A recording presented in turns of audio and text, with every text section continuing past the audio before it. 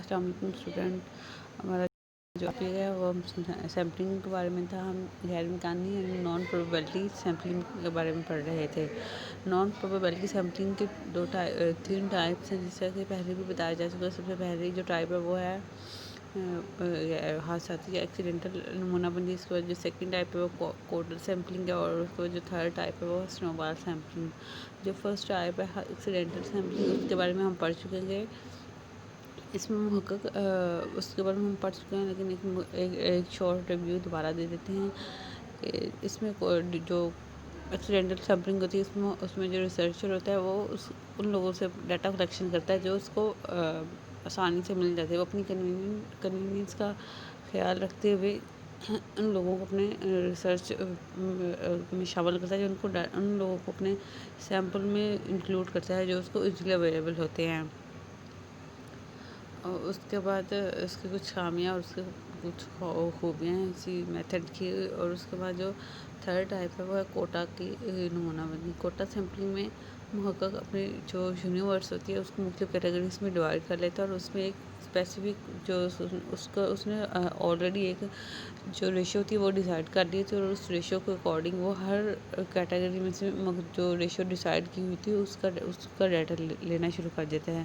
اس کی ایگزامپل ہم ایسے دے سکتے ہیں کہ جیسے کالج میں اسٹوڈنٹ مختلف کلاسز کا اسٹوڈنٹ ہوتے ہیں. اس میں فرسٹ ایئر کے 800 اسٹوڈنٹ ہیں، سیکنڈ ایئر کے 600 ہے، تھرڈ ایئر اور فورتھ ایئر کے 200 ہیں. اب اس میں جو ریسرچر ہوتا ہے وہ ان چاروں قسم کی کیٹیگریز میں آلریڈی جو اس نے ایک ریشو اسپیسیفک کی ہوتی ہے، اس ریشو کے اکارڈنگ وہ ہر کلاس میں سے اتنا ڈیٹا لینا شروع کر دیتا ہے. اور چاہے اتنی ریشو کا ڈیٹا اس کے لیے مناسب ہو یا نہ ہو، لیکن اس نے ہر حال میں اس ریشو میں اتنی ہی ریشو کا ڈیٹا کلیکٹ کرنا ہے. کوٹا کی نمونہ بندی کی جو خوبیاں اور خامیاں ہیں، ایسی خوبیاں یہ ہے کہ یہ نمونہ اس طریقے اور بہت کم ہمارا خرچ ہوتا ہے، یا ہماری لاگت بہت کم خرچ ہوتی ہے. اور جو سیکنڈ ٹائپ ہے اس میں ہے کہ ہمارے پاس جو خام نتائج بہت آسانی سے حاصل ہو جاتے ہیں، اور اس میں ریسرچر اپنی پسند کے لوگوں کو شامل کر سکتا ہے، یا اپنی پسند کے جن لوگوں جو اس کے ریلائبل ہوں یا جن لوگوں پر ٹرسٹ کرتا ہو ان کو اپنے ڈیٹا میں شامل کر لیتے ہیں. اس کو کوٹا کی نمونہ بندی کی خامیاں کیا ہوتی ہیں؟ اس میں محقق اپنی پسند کے ارکان کو اگر شکوں کو شامل کر لیتا ہے تو اس سے غلطیوں کا امکان بڑھ جاتا ہے، کیونکہ وہ اگر ایک مخصوص کوٹا میں سے اپنی پسند کے ارکان شامل کرنا شروع کر جاتے ہیں تو اپنی پسند کے لوگوں کو شامل کر لیتا ہے. تو اس طرح جو پوری کائنات ہوتی ہے اس میں سب لوگوں کو سلیکٹ ہونے کے چانسز بھی نہیں ہوتے. اور دوسری بات ہے کہ اس میں ہم یہ بھی نہیں کہہ سکتے کہ اپنی پسند سے ارکان چوز کرنے کے بعد وہ جو ڈیٹا ہوگا وہ ریپرزنٹیٹیو ہوگا. اس لیے اس قسم کا جو ڈیٹا ہوگا، سیمپل ہوگا، وہ ریپرزنٹیٹیو نہیں ہوگا. اس کے بعد پھر جو اس پہ ریسرچ ہوگی اور جو رزلٹ آئیں گے وہ بھی اتنے ریلائبل نہیں ہوں گے.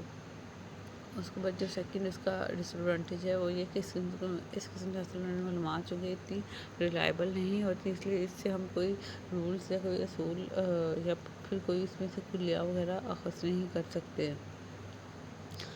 اس کے بعد تھرڈ ٹائپ ہے سنو بال سیمپلنگ ہے. سنو بال سیمپلنگ میں ہم ایک سنو بال کی ایگزامپل لے سکتے ہیں کہ اگر ایک سنو بال کو ہم اوپر سے نیچے کی طرف پھینکیں، ایک اوپر سے نیچے کی طرف جب پھینکتے ہیں تو یہ جو بال ہوتا ہے یہ نیچے کی طرف جاتے ہوئے اپنے ساتھ برف کو اکٹھا کرتا جاتا ہے اور بڑا ہوتا جاتا ہے.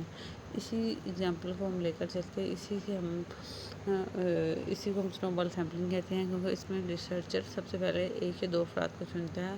ان سے وہ ڈیٹا لینے کے بعد ان سے اس سے ریلیونٹ دوسرے لوگوں کے بارے میں پوچھتا ہے، اور اس طرح وہ ان سے مزید باقی لوگوں کے بارے میں پوچھتا ہے اور اپنی معلومات